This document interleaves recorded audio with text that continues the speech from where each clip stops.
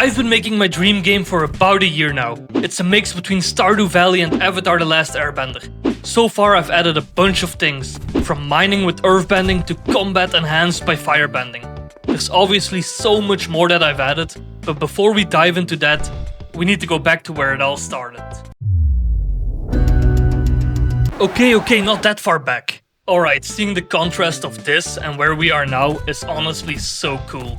What you're seeing now was the very first prototype of this game. This is about where I realized that my pixel art skills were just the same as a wet rock.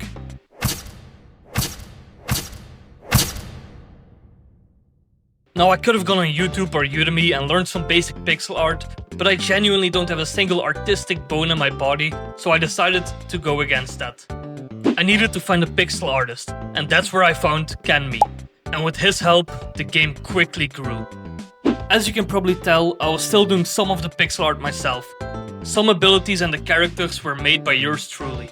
The game was working well at that time, but it was bare bones and honestly boring. All you could do was walk around and honestly just open your inventory. It was time to get to work. I needed to add the first ability and take this game from a dream to a concept. Having grown up not missing a single episode of Avatar The Last Airbender, I knew I wanted the abilities to feel impactful like they do in the show. I wanted earthbending to feel strong, waterbending to be smooth, airbending should be light, and firebending is almost the middle ground between all of those. So what happened next almost made me give up on the entire game. As you've probably seen by now, the game is a 2D pixel art game, mainly working with a 16x16 sprite sheet. This means that every grid cell you see is made up by 16 pixels in both the width and the height. This leaves us with a massive problem. Let me show you. On the left is a 64x64 character moving around, and on the right is my 16x32 character. As you can see, it's much harder to create smooth motion and details with our pixel art style. And after hours upon hours of work, all I could come up with for the tree mining ability was this. A soft, boring and weak animation. All I could do while looking at this was feel unsatisfied. I was devastated. I was demotivated, so I decided to throw one last Hail Mary before giving up on the game entirely. I consulted Kenmi. I told him what I wanted and what I had right now, and asked him to work his magic. And sure enough, he pulled through. The tree mining animation now looked something like this. It was quick, impactful and satisfying. And this moment just about revived the entire project. After that, I realized that if this game is ever going to go somewhere, I needed to focus on what I can do. And that is pumping out features and consulting Kenmi for the complex art. So I got to work, making more abilities,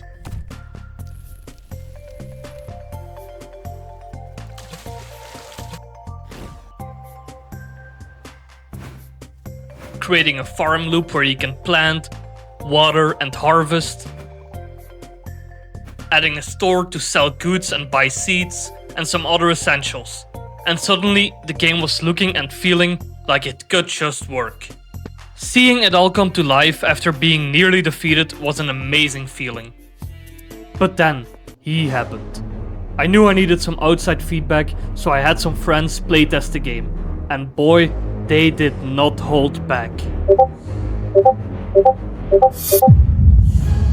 Aside from the occasional expected bugs, my friends raised a real issue. There is just nothing to do. Sure, you can plant stuff, water it, wait for it to grow, and then sell it to make money, but that just gets boring after a while. So I knew I needed to add some content quickly. I started with some of the easier things to do. A new dark forest area, a town, because let's be honest, exploration is always a nice thing to add. Then, to actually give them a challenge and some new content, I added fishing. I created a fishing minigame, and while this kept them hooked for a while, I knew it wouldn't last. I needed a big update. That's when it hit me. What did I love to do in Stardew Valley? Sure, exploring the world and fishing was great, but at the end of the day, I was in the mines, hunting for ores and defeating enemies. I knew I couldn't just pop down some rocks and darken the scene and call it a mine. I had to come up with a plan. I wanted custom rooms, and every so often there would be a puzzle room to advance to the next stage. But most importantly, the mining had to be perfect. It should feel satisfying to mine a rock and to find a ladder. Like I said in one of my earlier devlogs, I really wanted to emphasize that one more floor feeling. Now, with a plan in mind, I had to get to work. I created a simple tool to help me design floors and quickly added 20 new floors. After some logic to spawn some rocks and spawn some ores, the mines were looking good. Mining ores for the love of the game is one thing, and while I'm very happy with how satisfying it sounds and looks, it could only take me so far. I needed to introduce something new to the mine, an enemy. A simple first enemy that wouldn't be too dangerous. But it had to be just enough to keep you on edge. I added this air snail, it roams around and it won't attack you, but if you touch it, you will take damage. That's perfect for the first floors of the mine. After adding a new ability where you can attack the snail, the feature was done. It was time to give it to the playtesters, and they loved it. It was something new and refreshing to do, and they even started having a little contest to see who could get to floor 20 the quickest. Sure, the feature isn't perfect and there is still a lot to be expanded on, but this is how I need to work. Listen to feedback from the playtesters and solve their issues. Now that mining fixed the boredom issue, I wanted to focus on something new, something impactful.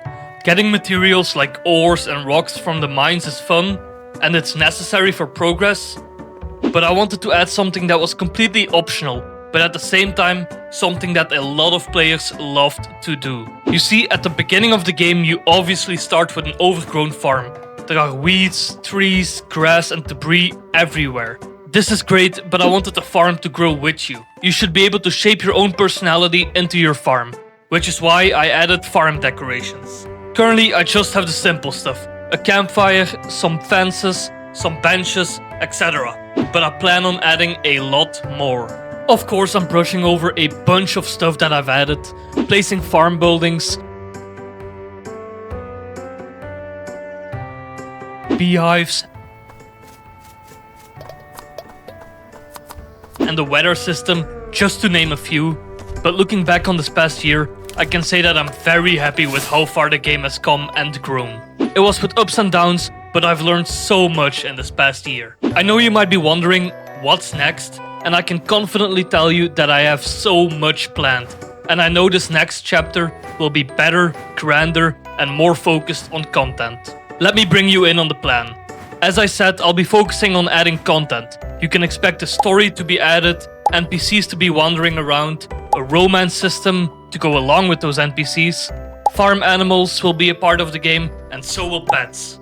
You will be able to upgrade your abilities in a scroll shop, a museum will be added, and there will be puzzles in the mines to progress to the next area.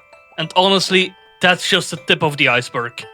But before I overpromise and underdeliver, let me just stop myself here. I'm excited to start the second chapter of the game, and I want to thank all of you for your support. I honestly never thought I'd reach 10 subs, leave alone 100. If you're as excited as me about this game and you want to support it or see it grow, please leave a like and consider subscribing. I'll keep posting, but after all of the promises I just made, I need to end this video and get back to work. So I'll see you all soon. Thanks for watching. I also wanted to let you know that we now have an official Discord server. I'll put a link in the description. This is where I'll be posting sneak peeks and I'll be looking to expand the group of playtesters very soon.